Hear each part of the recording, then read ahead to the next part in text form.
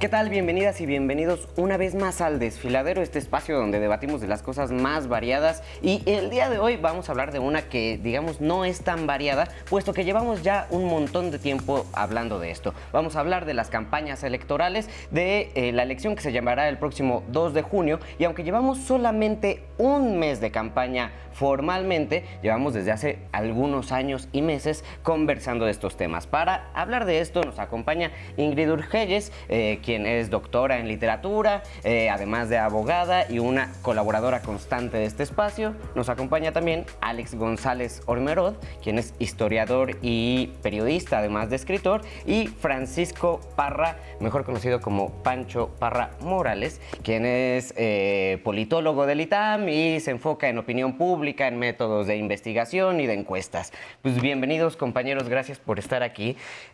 Justamente para hablar de esto que se ha hecho un tema constante en los últimos meses y que siempre habíamos estado diciendo, pues ya cuando lleguen las campañas esto va a cambiar, porque venimos hablando desde el año pasado, incluso antes, de quién iba ganando, de cómo estaban las encuestas, ¿no? Pero pues necesitábamos primero que se definieran candidates. Después necesitábamos que empezaran las campañas. Después que arrancaran las campañas de diputaciones. Entonces ahora no sé cuáles van a ser los pretextos para decir que esto está cambiando, ¿no? Entonces me gustaría como que tuviéramos una primera ronda de cuál es su personalísimo análisis de estas campañas, de este primer mes, qué es lo que más les ha parecido interesante o si algo ha cambiado el que estemos en campaña. Empiezo por acá con Pancho, de la izquierda, y nos vamos hacia acá. ¿Cómo se nota que soy el invitado y que los demás son los de casa? Por el momento todavía.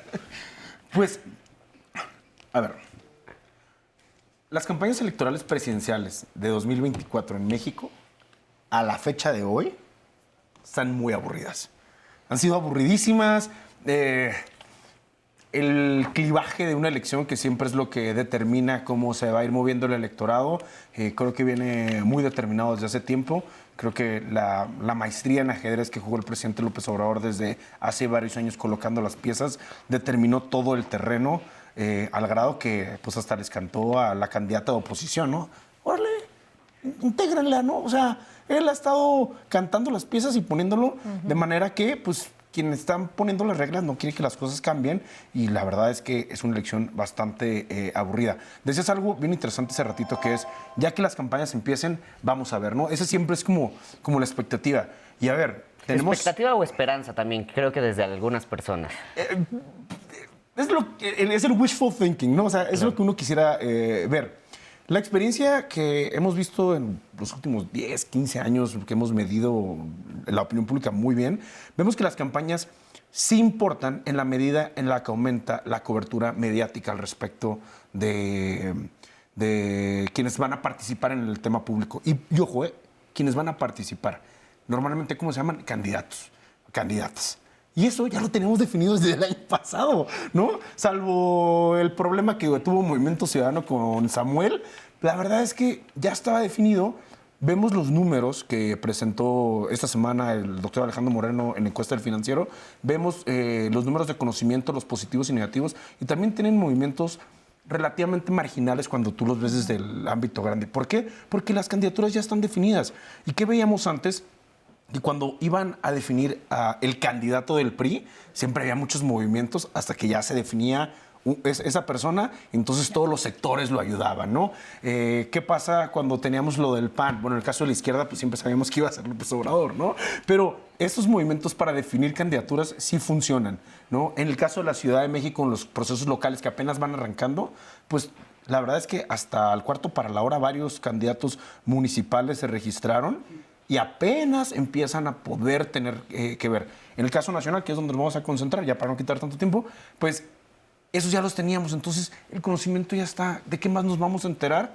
¿De propuestas? Sabemos que no nos vamos por propuestas. ¿Nos vamos a enterar de qué? ¿De temas? ¿Quién está definiendo qué tema? El tema ya está definido. ¿Es continuidad o cambio? Se acabó. Ese es el tema.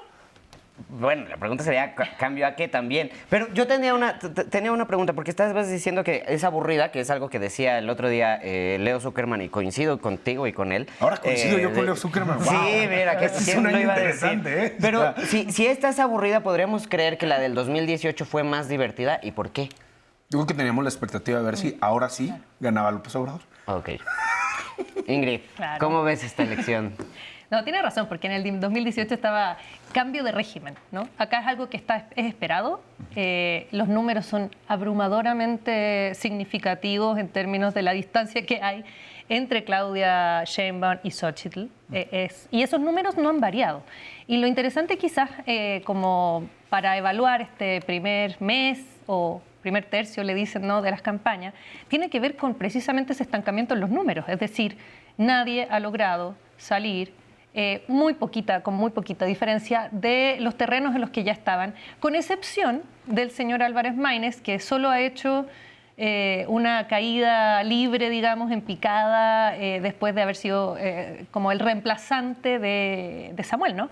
Pero en el caso de la contienda real, porque este es como, además una minoría, porque las dos mujeres y el señor ese, fuera con él, pero en el caso de la contienda real, que es Xochitl contra Claudia, los números, la verdad, es que no se han movido. Y en ese sentido, la campaña de Xochitl, pese a que ha tenido bastantes actos performáticos bien interesantes, entre ellos, no olvidemos, por ejemplo, la firma con sangre, o esto de que se está apropiando ahora de la tipología del INE y que falta que salgan con los chalecos del INE que han salido, digamos. Margarita Zavala salió con eso. Me urge que ya acepten que van a ser el Partido Rosa. Yo no, partido INE, póngale el partido INE, ¿no? O sea, ya es una apropiación de un órgano. Díganse el color.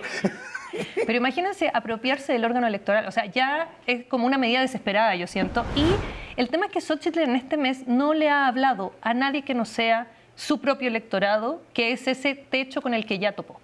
Xochitl no ha querido avanzar hacia ningún otro, digamos, grupo social que no sea ese elector que tiene seguro. Y por lo tanto se estancó. Y de ahí difícilmente va a salir, porque además ella parte este mes de campañas, el 1 de marzo, me recuerdo muy bien, porque ella parte como con un discurso Bukele securitario de voy a construir una mega cárcel. Entonces, obviamente, eso es una narrativa que está llamando a la derecha, que es la derecha que votaría eventualmente por ella, versus Claudia Sheinbaum, que se ha ido moviendo entre cosas que son de izquierda y a veces como abrazando al capitalismo y poniendo unas señoras empresarias con un concepto del capitalismo consciente y juntándose con BlackRock. Entonces ha habido guiños a otros grupos que no son el votante, digamos, de base de Morena. Entonces es una campaña más inteligente porque al menos busca ampliar, digamos, esa posibilidad de agarrar más votos de otros lugares. No, pues hasta el caso de ir a guiñar con el tema religioso, ¿no? O sea, bueno, ese es otro evento, la cosa papal. Sí. ¿Un No error? es un ¿Lo error. consideras un error? No, ¿Por qué? ¿por qué? Un error, yo creo. Si ya lo tiene, ¿por qué no? Es más, la ambición de Claudia por el plan C implica buscar todavía más apoyo, Sí, entonces por eso. va por esa A ver, parte de te la derecha. toca y cuéntanos caja qué de onda con el Pandora error. que Exacto. Claudia Sheinbaum yo creo que no quiere abrir muy estratégicamente, porque también son sus convicciones claramente. No ha hablado mucho de su contexto religioso. En México sí hay mucho antisemitismo, como lo hemos visto con el expresidente Fox. Y normalmente solamente los medios estadounidenses se enfocan en esa particularidad de la candidata. Al ir ahí, abre de nuevo esa parte del debate en un estado laico. O sea, no somos un país que necesita del voto, digámosle, religioso en este momento, como Brasil o como partes de Centroamérica. Entonces eso se me hace súper importante. Hablando de la apropiación del INE, eso se me hace fundamental porque te resuelve una cuestión de lo que está pasando ahorita en las campañas. Habla de la vaciedad de las propuestas de la oposición. La oposición es el INE, según la oposición, pero la oposición no es el INE porque es un órgano autónomo y eso nos mancha mucho al INE, que debería estar aparte de estas cuestiones. Es el árbitro, no es un jugador. Sí. Debería ser un árbitro de verdad, no el tirantes en la lucha libre. Exacto. O sea, Pero eso habla de un espacio que le ha dejado López Obrador, que le ha dejado la oposición a gente como López Obrador, que se mete como interlocutor con la sociedad civil, con los órganos autónomos, porque les dejan ese espacio, porque pues, a fin de cuentas en la política los actores políticos partidistas deberían entrar ahí. Adversarios. Pero para frases de él es adversario. Es que yo creo que se fueron con la finta de que no... O sea, de que no era difícil ser oposición o que la oposición era quejarse de lo que está haciendo el partido en el gobierno y no crear otra opción, ¿no? Creo que ese fue parte de uno de los problemas. No hay ningún proyecto. Y déjate un proyecto, escuchar a la gente y eso me parece complicadísimo. Y por eso ahora uno o sea, sobre todo el tema de la sangre o el tema de estos anuncios con los colores del INE, es no vamos a deshacernos de los programas sociales. ¿Qué quieres decir? Me siento como Lolita Cortés pidiendo una cámara, por favor. Denle una cámara, denle una cámara, la Ya está necesita. una. La oposición perdió el día que decidió no participar de la revocación de mandato de López Obrador. Sobrado, fácil. De acuerdo. O sea, ese día López Obrador les entregó una pistolita de 9 milímetros, tranqui, una bala, ruleta rusa, Les estás dando demasiado crédito. 20 metros. Si puedes, me pegas y me vas a dejar herido, pero me vas a dar un sentido que a un mes iban a tener unas elecciones locales. Pero el día que la oposición decidió no participar de castigar al presidente con los votos que sea, le iba a dar a su electorado una razón de ser, un clivaje y un sentido. Hoy la derecha está perdida. en No ese lo creo, sentido. porque el sentido sería el mismo. El sentido sería anti-López Obrador, que es lo único ¿Y que por qué no propone lo- la A oposición. ver, No tiene propuestas Esto es un aparte de no músculo. serlo. Esto es un músculo. Tú no puedes salir Hubiera a dar un ganado. golpe de la nada. Tienes que ejercitarlo. El presidente les dio la oportunidad. Ejercita tu base, porque yo estoy ejercitando la mía. Yo quiero calar mis resultados y cuánta gente me Pero apoya. aquí la Pero, derecha en el momento espera, que espera, decide no estamos no interpretando, participar. no estamos interpretando bien, Alex, yo creo. una pregunta. Va. ¿Esta elección se trata de una continuidad o no del proyecto de la Cuarta Transformación de López Obrador? ¿Sí o no? No, pero estás viéndolo desde ¿Sí o una, no? tú lo estás viendo desde una cuestión de Correcto. principios. Yo lo estoy viendo desde una manera operativa en el terreno. Tienes toda la razón que están flexionando ese músculo del terreno, así trabajar con la gente en la calle, y se quedó en casa la oposición. Pero porque la oposición lleva años haciendo eso, porque ahorita están simplemente repartiéndose el botiquín. Digo, el botín. ¿Por qué? Porque Se me Sí, el hace, botiquín. se me hace Termina. se me hace Te la fundamental. concedo. A mí me encanta el hecho de que estamos completamente estáticos en las encuestas, porque nos permite hacer un pre-postmortem desde ahorita. Nos da chance de hablar de una historia de dos presupuestos y de dos campañas. Por una parte, tenemos la nada loable pre-campaña de Claudia Sheinbaum, que mientras tuvo que estar en el gobierno, estuvo haciendo miles de giras con espectaculares por todo el resto del país, con su silueta, que se me hizo bastante deleznable porque su chamba era estar en la Ciudad de México, no promocionando la Ciudad de México, como bien decía. Por otra parte, tenemos el otro lado de la moneda, que es Xóchitl Gálvez, que se quedó abandonada por su partido desde la primera instancia. Yo estaba platicando con alguien que se suponía que iba a entrar del lado informático con Xóchitl, pero seguía esperando a que le depositaran, que firmaran, porque no le habían soltado la lana a Xóchitl Gálvez ya iniciada la campaña.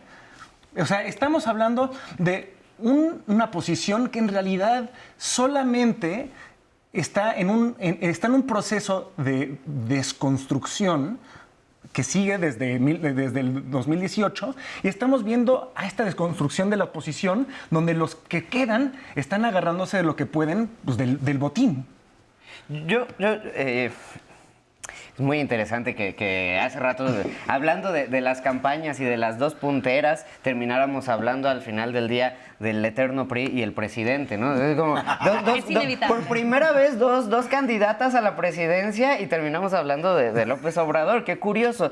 Y en ese ámbito, ¿no? Es muy interesante cómo, digamos, esta idea de la continuidad nada más, y no sé si de una visión un tanto hacia adelante, como que nos está frenando demasiado esta época electoral y que terminará siendo, yo creo, un acomodo también de los partidos. Pero yo no sé si puede existir un acomodo de los partidos que sea meramente ideológica.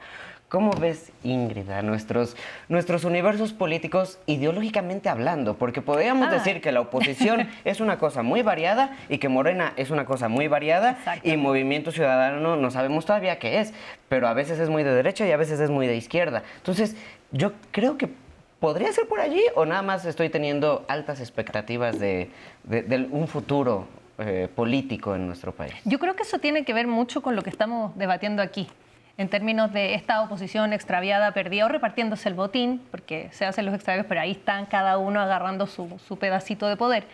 Y un movimiento que se le llama progresista, que se habla de un humanismo, pero que uno no puede definirlo como algo 100% de izquierda, así en estricto rigor, ¿no? Con muchos guiños a ideas que son de derecha, con muchos guiños al mundo empresarial, sin una reforma tributaria, por ejemplo, en el futuro, que es algo que cualquier persona de izquierda haría. Y en ese sentido, ese dibujamiento ideológico que hay en México, que lo hemos visto Yo creo que es parte de la historia también del país, de esta cosa priista que se instaló acá y que el PRI era todo, porque es como, el PRI es una forma de hacer política, no es una ideología, es cómo se hace política. Y de hecho uno ve en distintos partidos políticos que todos hacen lo mismo. Cuando vemos, por ejemplo, las campañas, todos ponen el templete, cantan el himno, dicen las mismas cosas, sea Sheinbaum, sea Xochitl. Bueno, Maynes no hace nada porque no ha hecho meetings ni cosas políticas públicas, pero vemos como una performance que es una performance priista. Y no es que ideológicamente sean priistas, es la forma de hacer la política, ¿no? De que acarriemos gente, de que llenemos lugares. Y en esto de mostrar músculo, por ejemplo, es muy priista esta idea de voy a llenar el Zócalo. Sí.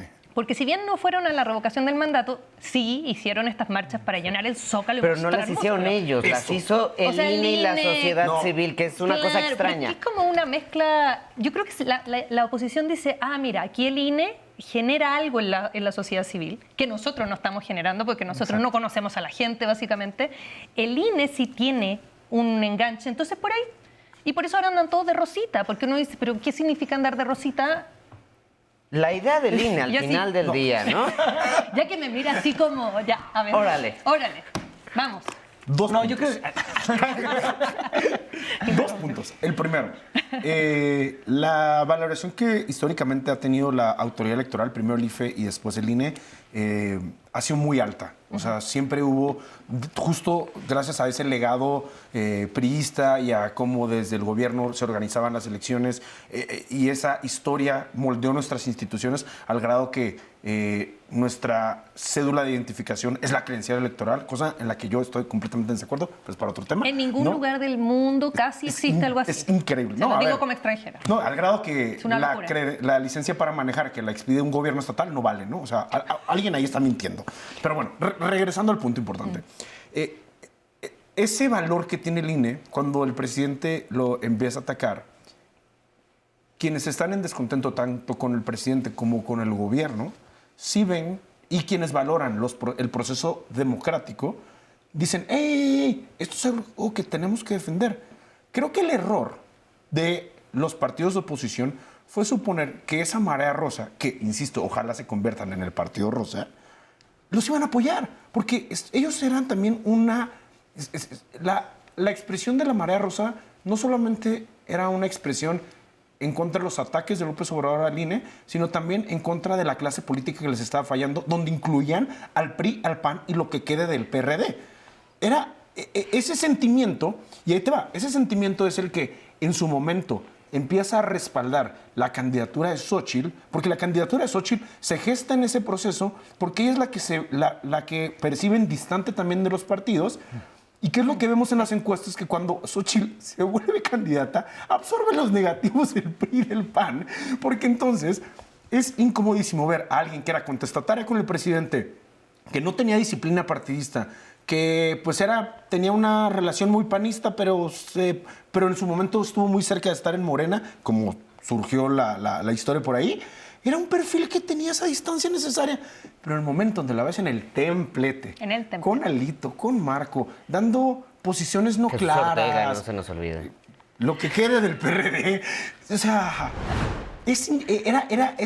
ya no se sostiene esa parte. Y creo yo que una de las mayores lecciones que nos puede quedar de esta elección en el cambio que viene del sistema de partidos, como sea que venga, es la conformación de esa marea rosa, por un lado, que se pueda estructurar en algo, y por otro lado, yo sí creo que Movimiento Ciudadano, que diría un querido amigo, una página de Facebook que se salió de control, que es la verdad. Es la mejor definición de Movimiento Ciudadano. Lo voy a citar. Pero quiero decir algo, pero quiero decir la verdadera oposición. Pero quiero decir algo. La verdad es que sí se sale de control, pero se estructura en una posición que en una de esas puede terminar siendo un jugador pivotal en las cámaras y sí, a nivel, en esta nueva crisis del sistema de partidos que viene, Movimiento Ciudadano, que hoy en día, siendo una página de Facebook que se le dio control, el día de mañana puede ya terminar de estructurar una ideología política y crear un partido nacional, que hoy no lo son. Es que hoy no son un partido Pero Pero es nacional. que falta que tengan eso, exactamente. armar, o sea, igual que con el Partido Rosa, porque No tampoco tiene en el ideología. Partido Rosa, que Que podría no lo sé a existir, dónde va a ir. como- Yo no abogo por Movimiento No, Ciudadano, es pero que- creo que hay que No, no, observarlo. es por la falta de ideología. Es que ni MC ni la Marea Rosa tienen ideología. Lo que los une... Y ese vacío Es el no odio tiene a López respaldo. Obrador, Nada no es la más. defensa. Pero de ese él. vacío no tiene respaldo. Ideológicamente ninguno. Sí, Sí. yo creo que sí. Y además, no seamos tan generosos con Morena. Morena, a fin de cuentas, es un berrinche que se volvió un partido. Seamos muy claros. Se parece mucho al PRI en el sentido de que es un caudillo al frente de una horda de personas, muchos grupos diferentes, con muchas diferentes ideologías que se mantienen al ras de la autoridad de un solo hombre que ya se va.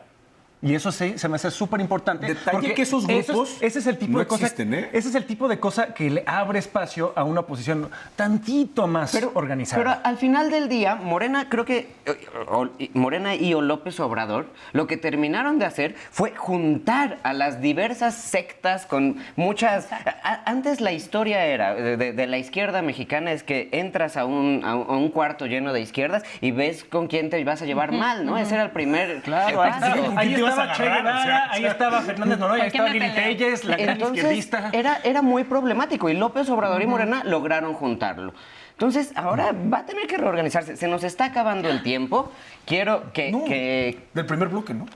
No, es un programa muy breve, pero no quiero que nos vayamos sin que podamos hablar tanto de la violencia, de cómo está impactando, porque estamos aquí en la Ciudad de México y, digamos, tenemos algo un poco más tranquilito. Entonces sí me gustaría que pudiéramos hablar de la violencia. Ahora vamos a empezar con Alex y hacia acá, porque si no, nos desacomodamos.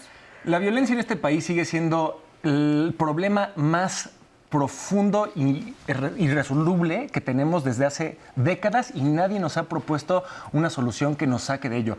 Ni siquiera hay un debate público en torno a eso y se me hace tristísimo porque estamos en un año profundamente sangriento y el debate es sobre si sí o no bajó la tasa de la masacre que está ocurriendo. Eso se me hace nefasto de la parte del gobierno, que sí ha bajado un poco la tasa de homicidios, pero sigue estando altísima, y por otra parte la oposición no propone nada. Entonces a mí se me hace...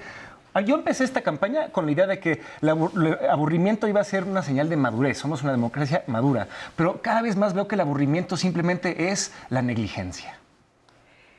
Son 30 candidatos, precandidatos 30. asesinados. Así es.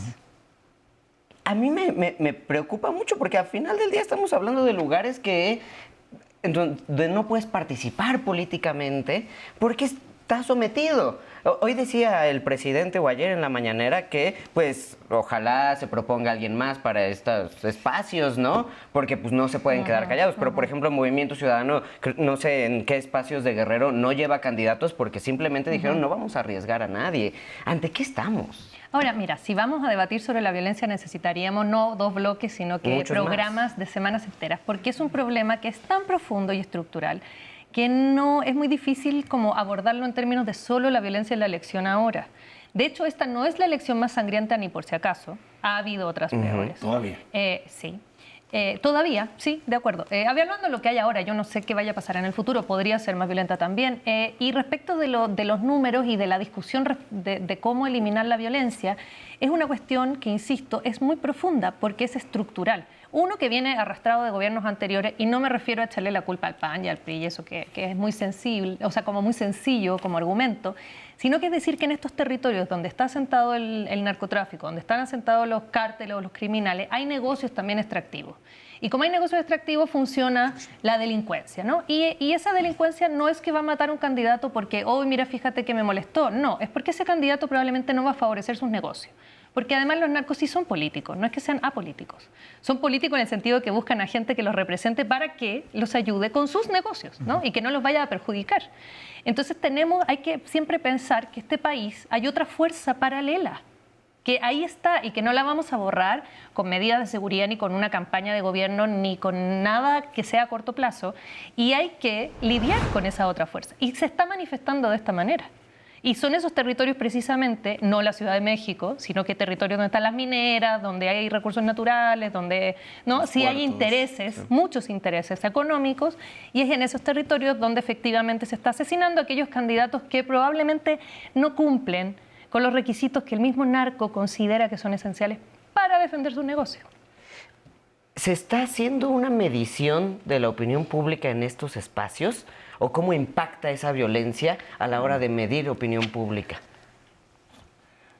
Es Es cierto, y ha habido problemas documentados donde no solamente colegas encuestadores, sino que también las organizaciones de encuestadores han levantado la voz por secuestros o asesinatos de personal de campo que van a levantar las encuestas y los estudios. Y esto es muy peligroso porque literalmente están callando las voces de quienes quieren expresarse, ¿no? Y eso, ¿por qué sucede? O porque hemos visto que también sucede, porque es literalmente adentrarte, es un extraño que llega a un espacio a tocar y preguntar.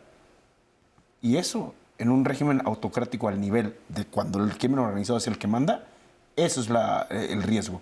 Y terminan con casos muy violentos.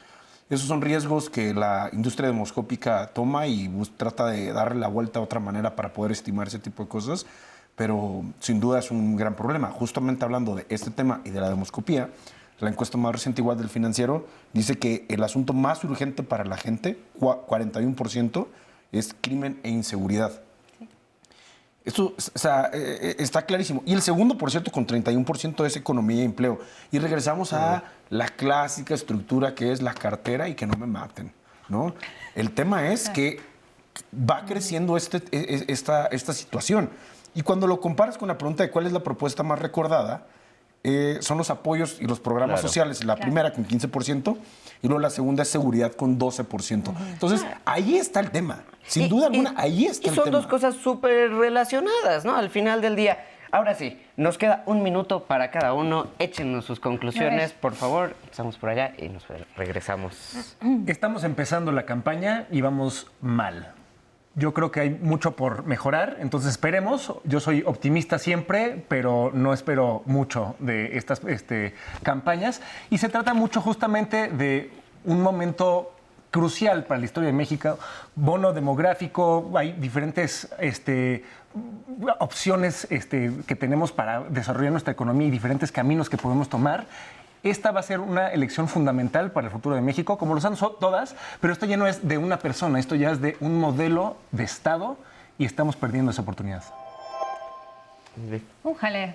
Va a haber que esperar a ver el segundo y tercer tercio, aunque yo no creo ya que se logre algún tipo de movimiento si ya no se logró ahora. Vienen los debates, vienen 3 debates que vamos a observar. De hecho, el primero es este domingo. Sería bien curioso que el debate lograra mover en algo la aguja. Yo creo que en este caso Xóchitl le va a apostar mucho a su simpatía, no es que tiene una cosa así como divertida, pero Claudia claramente me parece alguien más preparado como para enfrentar un debate con más seriedad y con más datos, etcétera. Entonces yo creo que esto va a mantenerse igual, no nos vamos a entretener en estos tiempos de campañas, estamos aburridos y vamos a seguir aburridos. No sé si eso es algo malo, porque yo no quisiera entretenerme a costa de que saliera Xóchitl, ni mucho menos. Y como último como pensamiento que tengo al respecto, tiene que ver con que, fíjate que esta estabilidad no sé si es negativa. Okay. No sé si es negativo el hecho de que tengamos una aguja que no se mueva tanto, porque quiere decir que la gente más o menos tiene su voto asentado y no se mueve como por esta cosa, porque no es el caso. Mal. ¿Pero prefieres Milei? Que hoy sí, no todos vamos a votar por Milei. Yo prefiero que la gente tome decisiones con tiempo. Pero igual ya la destomaron. No está mal. Si la aguja no se mueve, no necesariamente está mal. No, para nada. De hecho, la aguja no se mueve porque la gente está conforme con el gobierno de López Obrador y quiere una continuación. O sea, ese es el análisis que hay que hacer. Yo no creo que haya otro análisis al respecto, digamos. ¿Tu conclusión? Ahora sí. Yo creo que el hecho de que las preferencias en el momento no se hayan movido tanto, que tienen movimientos marginales, representa cosas diferentes, que eso no quiere decir que tenga que estar aburrida, porque la elección podría estar interesante en términos de que haya ataques o propuestas o movimientos o incorporaciones que lo vuelvan interesante. Yo creo que la posición del partido gobernante y del movimiento de la doctora Claudia Sheinbaum es tan claro que ellos ya lo que están buscando es el llamado Plan C. Ya lo que están hablando es el Plan C. Como en 2018, cuando hubo un punto donde López Obrador empezó a decir, ya lo que necesitamos es la defensa del voto. Una genialidad política y narrativa en decir, ya ganamos, solo que no nos roben el partido. No, o sea, vamos a cuidarnos. Acá Claudia Sheinbaum sabe que lo que le falta todavía es asegurar esa mayoría legislativa, donde es absurdamente ridículo que la oposición diga, no, quiere todo el poder. Sí, ¿quién no lo quiere? O sea, por ¿Qué Dios partido santo, no quiere todo ¿Qué esto? partido no lo quiere? Se vale, que vayan, que lo peleen y que el electorado mexicano premie, castigue o diga si quiere un gobierno dividido o quiere un gobierno unificado. Vamos a ver qué va a suceder en los siguientes meses. Vamos a ver si las campañas locales tienen alguna atracción. Si todo esto a nivel federal se ha mantenido, hay que ver si a nivel local empieza a haber movimientos donde la gente diga, ¿sabes qué? Yo aquí me siento más cómodo con este personaje que con este otro. Y puede diferir o no del partido o el movimiento. Y veamos si el plan C y cómo están haciendo coaliciones y candidaturas comunes va a funcionar o no. Donde va juntos los partidos y donde van separados. Y veamos si le va a funcionar eso. Ya en los siguientes meses vamos a ver si esto se trata de la Cámara o no. Aunque parece que esto va terminando, según nos cuentan apenas empezó, nos quedan 2 meses, si no me equivoco, de campañas. Esperemos que gane la mejor. Esto fue El Desfiladero. Nos vemos la próxima semana. O el mejor, ¿no sabes? O el mejor. Todo se vale. No te rías tan feo.